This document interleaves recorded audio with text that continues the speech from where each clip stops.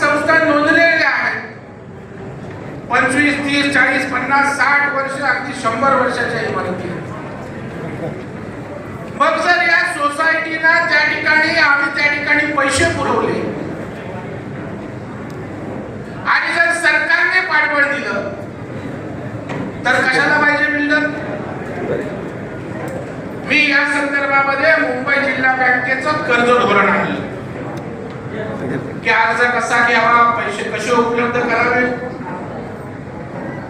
आमची प्रक्रिया कर्ज देण्याची काय. त्यावेळेस लोकांनी वेळेत काढले. असं कुठं होतं का? अधिकारी अशा सहज परवानगी देतात का? बिल्डर शिवाय कसं काय शक्य आहे?